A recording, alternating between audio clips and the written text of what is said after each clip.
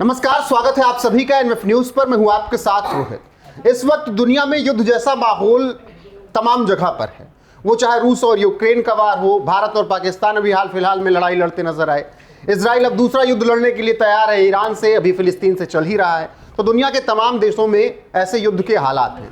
पाकिस्तान और तालिबान के बीच तनाव की स्थिति हमेशा बनी रहती है। जब से तालिबान की हुकूमत अब तालिबानियों के हाथ में आई है, उसके बाद अब दुनिया के तमाम देशों में उनके संबंध अच्छे हो रहे हैं। भारत ने तो खूब मदद की, भारत ने हर एक तरीके से मदद की, लेकिन अब भारत के दोस्त रूस ने भी तालिबान को एक बड़ा तोहफा दिया है और अब इसके बाद तालिबान की नज़रें मोदी सरकार पर टिकी हैं, क्योंकि वैसा ही तोहफा मोदी सरकार की तरफ से भी तालिबान चाहता है। क्या कुछ है पूरी खबर, इसी पर चर्चा करेंगे। मेरे साथ हैं अनुपम प्रसून। देखिए, अभी आपने एक बहुत एक कोड है RIC रिक जिसे कहा जा रहा है। ये 3 ऐसे देश हैं जिनका एक ट्राई जंक्शन बनाने की कोशिश हो रही है और अगर ये बन जाते हैं तो ये तीनों देश पूरी दुनिया पर राज कर सकते हैं। इस बात पर अभी चर्चा दुनिया, रसिया, इंडिया और चाइना, रूस, इंडिया और चाइना, ये 3 देश मिल जाएं तो ये 3 देश अमेरिका, नाटो और इसके अलावा G7 में शामिल कुछ बड़े देशों को परेशान कर सकते हैं। तो अभी इस बात पर मंथन चल ही रहा था कि इसी बीच तालिबान को लेकर रूस ने एक बहुत बड़ा फैसला लिया और रूस के इस फैसले के बाद इतना तो तय है कि चूंकि भारत एक डिप्लोमेटिक साझेदार है रूस का, एक बढ़िया साझेदार है, एक बढ़िया दोस्त है, तो इस नाते भारत भी इस दिशा में कोई फैसला ले सकता है। और इसके संकेत पिछले 3 महीने के भीतर, 3 महीने नहीं बल्कि आप 6 महीने कह सकते हैं, जनवरी महीने से ही भारत ने दिए भी हैं। अब हुआ क्या है, रूस ने कौन सा बड़ा फैसला लिया, पहले तो ये समझिएगा। 2 अप्रैल के महीने में, इसी साल अप्रैल के महीने में, अप्रैल 2025 में रूस ने आधिकारिक मान्यता दे दी है तालिबान को और ये पूरी दुनिया के लिए एक बहुत बड़ी घटना की तरह है। तालिबान जिस रूस को तालिबान 2021 से कह रहा था, यानी जब ये अफगानिस्तान में तख्ता पलट हुआ और जब वहाँ पर अखुंदजादा मुखिया बनाया गया, अखुंद इस वक्त वहाँ का प्राइम मिनिस्टर के रोल में है, तो जब उसने गद्दी संभाली तब से बहुत बार ऐसी कोशिश हुई कि वहाँ पर तालिबान को मान्यता मिल जाए। मतलब दुनिया के बड़े देश, अगर अमेरिका, रूस, भारत, चीन, ये जो बड़े बड़े डेमोक्रेसी हैं, अगर वो मान्यता दे देते हैं तो शायद उसके लिए एक बड़ा ये अमृत की तरह होगा, उसके लिए एक संजीवनी की तरह होगा। और इसी वजह से जब आप देखेंगे तो सबसे पहले अप्रैल के महीने में, पिछले साल, जिसका ऐलान अब हुआ है कि रूस ने जो भी प्रतिबंध लगाए थे ईरान तालिबान के ऊपर, वो प्रतिबंध वापस ले लिए। और प्रतिबंध वापस लेने का मतलब क्या है और प्रतिबंध वापस जिस वक्त हो रहा है उस वक्त पर हमें गौर करना चाहिए। वो टाइम क्यों जरूरी है? आपने देखा होगा कि अभी तालिबान ने चीन के साथ एक बातचीत की थी और तालिबान के मिनिस्टर ने, जो वहाँ के विदेश मामलों को देखते हैं, उन्होंने जो बात की थी तो एक कॉरिडोर बनाने की बात हुई, चीन और तालिबान के बीच एक कॉरिडोर बनाने की बात हुई थी। और उस कॉरिडोर के बाद बहुत सारे ऐसे लोगों ने कहा कि तालिबान ने तो भारत के साथ भी धोखा कर दिया। आपने भी सुना होगा, भारत के साथ भी धोखा कर दिया। लेकिन उसके 48 घंटे के बाद ये बात क्लियर हो गई थी, ये बात और साफ हुई, स्पष्ट हुई कि तालिबान जो चीन से मुलाकात करने गया था, इसकी जानकारी भारत को देकर गया था। भारत की नज़र में वो सारी बातें उसने बताई थी कि हम चीन जा रहे हैं, हमें बुलाया गया है। और चीन क्यों जा रहे हैं? देखिए, तालिबान इस वक्त किसी भी देश के साथ उतना ही संबंध रखना चाहता है जितना उसके लिए ठीक रहे, क्योंकि इस वक्त उसको इंटरनेशनल मान्यता चाहिए, उसे लोग रिकग्नाइज करें, उसकी कोशिश इस वक्त यही है। भारत ने क्या किया, जनवरी 2025 में, यानी इसी साल जब आप देखेंगे तो पहली बार भारत के विदेश मंत्री ने तालिबान के विदेश मंत्री से बात की। इसके अलावा अजीत डोवाल साहब ने मुलाकात की इसी साल फरवरी मार्च में तालिबान के लोगों से। और फिर से जब अभी इंडिया पाकिस्तान का युद्ध चल रहा था, उसी दौरान तालिबान से फिर से अजीत डोवाल और विदेश मंत्री दोनों की बातचीत हुई थी और फिर हमारे विदेश सचिव तो कई बार मिल चुके हैं। तो ऐसे में सवाल यही उठ रहा है कि अगर रूस ने अब आधिकारिक तौर पर उसे मान्यता दे दी और मॉस्को में राजदूत के नामांकन को आधिकारिक रूप से उन्हें स्वीकार भी कर लिया, अब तालिबान की उम्मीदें हैं कि भारत भी नई दिल्ली में राजदूत तालिबान का बैठा ले, तो ये कितनी बड़ी टेंशन पाकिस्तान के लिए होगी? देखिए, ये पाकिस्तान के लिए तो एक मुसीबत, एक फ्रंट खोलने जैसा है पाकिस्तान के लिए। अभी हाल में आपने एक इंटरव्यू पर गौर नहीं किया होगा, लेकिन उस इंटरव्यू में बहुत सारा इसका संकेत मिला था। आपने सीरियस अनिल चौहान साहब का इंटरव्यू देखा होगा उसके नेगेटिव पॉइंट्स, मतलब जानबूझकर कुछ नैरेटिव तो दुनिया ने बताया, लेकिन जो काम की बातें थी वो दुनिया ने नहीं बताई। काम की बात क्या थी ये समझिएगा। अनिल चौहान साहब ने एक बड़ी बात कही थी कि इस पूरे वॉर में चीन का डायरेक्ट कोई इन्वॉल्वमेंट हमें मिला ही नहीं।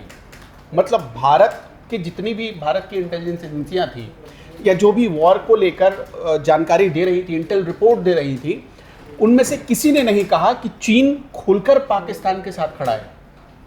पाकिस्तान ने चीन के हथियार खरीदे, जेट इस्तेमाल किए, वो सब कुछ ठीक था, लेकिन वो सारी चीज़ें पहले हो गई थी वॉर के। इस वॉर में चीन कुछ एक्स्ट्रा मदद कर रहा था, कुछ अलग से उसने बढ़ चढ़ कर कुछ पाकिस्तान की मदद की या खुलकर भारत के खिलाफ आया। वॉर चल रहा जब वो 3 दिनों का टाइम था, 7 तारीख से लेकर 10 तारीख दोपहर 12 बजे तक, उस दौरान चीन ने कोई डायरेक्ट मदद नहीं की। जैसे तुर्की ने मदद की, तुर्की की सारी चीज़ें, तुर्की ने शिप भेजा, तुर्की ने अपने जवान भेजे, ड्रोन ऑपरेटर्स भेजे, वो सारी चीज़ें आ गई रिकॉर्ड्स में, लेकिन चीन के बारे में खुलकर कुछ भी नहीं आया। इसलिए आपने देखा होगा कि भारत ने जब 10 तारीख को सीज फायर का ऐलान हुआ था, तब भारत के सुरक्षा सलाहकार यदि अजित डोवाल साहब ने चीन के सुरक्षा सलाहकार से बात की थी, आपको अच्छे से याद होगा। वो बात इसलिए हुई थी क्योंकि चीन का उस समय जो स्टैंड होता वो भारत पर बहुत असर डालने वाला होता। हालांकि बाद में जब सीज फायर की घोषणा हुई तब चीन ने अपना बयान जारी किया था जिसमें ये कहा गया कि पाकिस्तान को उसकी ज़मीन रक्षा करने का पूरा हक है।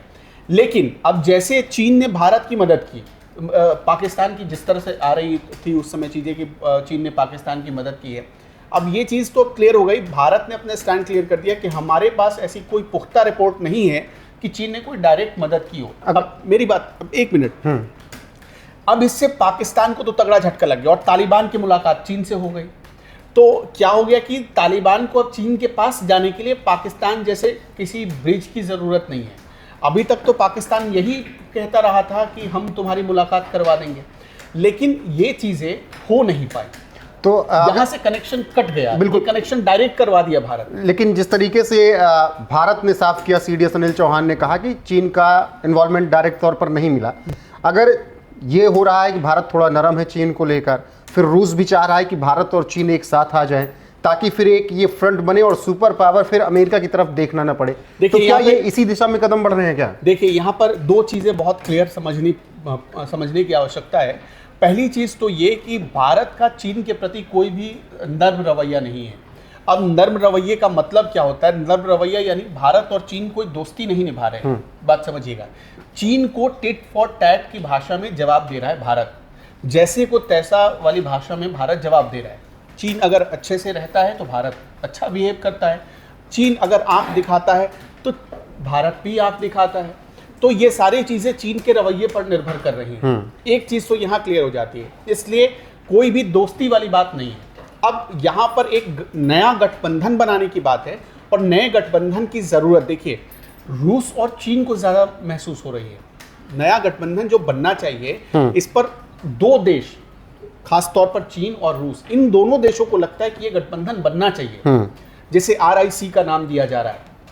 अब ये गठबंधन जो बनना चाहिए, ये क्यों बनना चाहिए?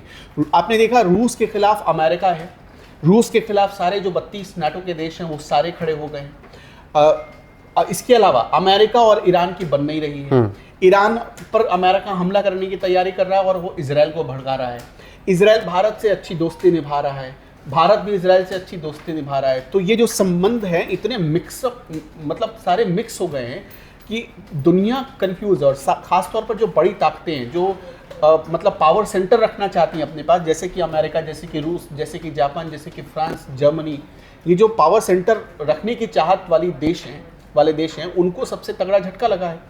तो इसलिए रूस की कोशिश यही है कि इंडिया और चीन का जो कॉन्फ्लिक्ट है उसको हम सुलझा दें, और अगर ये कॉन्फ्लिक्ट सुलझ जाता है तो इंडिया और चीन अगर एक हो जाते हैं तो इससे रूस को बड़ा फायदा होगा। बिल्कुल। अब आज भी ये कहा जाता है ना कि रूस के जितने विमान में, चीन के विमानों में जो मशीन इंजन लगे हुए हैं, उन इंजन की टेक्नोलॉजी रूस से ही आती है। आपने देखा होगा कि पाकिस्तान के JF-17 थंडर में जो इंजन लगता है वो इंजन रूस देता है, और वो इंजन किसको देता है? चीन को देता है। कल ही भारत ने इस पर आपत्ति जताई कि आप चीन को ये सामान, ये इंजन मत दीजिए, इस पर आपत्ति भी जताई है। और सबसे दिलचस्प बात यह है कि चीन ने भी इस पर कहा है कि हम इस पर सोच रहे हैं आगे कि पाकिस्तान को इसका इंजन देना है कि नहीं देना है। तो एक जो नया ये मतलब फ्रंट खुल रहा है पाकिस्तान के लिए, मुसीबत तो खड़ी कर ही रहा है। अब ये क्यों हो रहा है आप समझिएगा, क्योंकि अमेरिका और पाकिस्तान की दोस्ती बढ़ रही है और ये इस युद्ध में नजर आया अच्छे से। अमेरिका की जो पॉलिसी चेंज आपने देखा है अमेरिका में, वो वापस उसी पॉलिसी पर आ रहा है जिस पॉलिसी पर वो 20 साल 25 साल पहले चला करता था। और इसी वजह से तालिबान को आज प्रमोट करना चीन के लिए भी उतना ही इंपॉर्टेंट है, भारत के लिए भी उतना ही इंपॉर्टेंट है और रूस के लिए भी उतना ही इंपॉर्टेंट है। अब अगर तालिबान प्रमोट होता है तो अमेरिका के साझेदार जितने हैं उनको झटका लगेगा और इससे फायदा होगा इन देशों को, ईरान को, इन देशों को ज़्यादा मुनाफा हो सकता है, फायदा हो सकता है। बिल्कुल। फिलहाल रूस ने तालिबान को आधिकारिक तौर पर मान्यता दे दी है। अब उनके राजनयिक मॉस्को में बैठ सकेंगे और अब तालिबान यही सोच रहा है कि नई दिल्ली में भी कुछ ऐसा ही हो और भारत से भी उसे सुखद संदेश मिले। बाकी क्यों ये सब हो रहा है, क्यों तालिबान को प्रमोट करने के लिए पूरी तरीके से चीन, रूस और भारत लगे हुए हैं, उसको विस्तार से हमने समझाया है। बाकी बने रहिए हमारे साथ, लगातार हर एक अपडेट यहाँ पर आपको मिलती रहेगी। नमस्कार।